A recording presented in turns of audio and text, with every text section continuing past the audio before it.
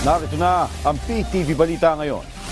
Naglabas na ng memorandum o memo ang Land Transportation Franchising and Regulatory Board laban sa mga kinakansilang booking ng mga TNVS o Transport Network Vehicle Service.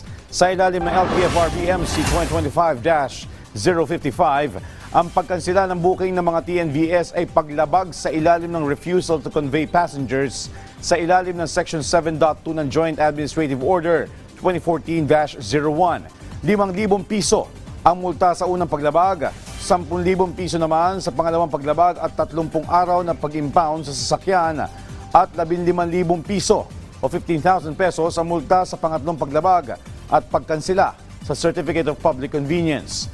Kasabay nito, pinagsusumiti din ng LTFRB ng monthly report ang mga Transport Network Companies o TNC na naglalaman ng bilang ng mga kansiladong booking. Sa ating lagay ng panahon, apektado ng 3 weather systems ang Luzon, Visayas ngayong araw. Cheerline ang sanhi ng mga pagulan sa Bicol Region, Quezon, Northern Samar, Eastern Samar, Metro Manila at nalalabing bahagi ng Calabarzon. Amihan naman ang sanhi ng mga mahinang pagulan sa Cagayan, Isabela, Aurora, Ilocos Region, Cordillera Administrative Region, nalalabing bahagi ng Cagayan Valley at Central Luzon.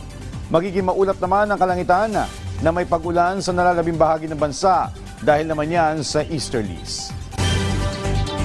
At yan ang mga balita sa oras na ito. Para sa iba pang updates, follow at ilike kami sa aming social media platform sa @PTVPH. Ako po si Joshua Garcia para sa Pambansang TV sa Bagong Pilipinas.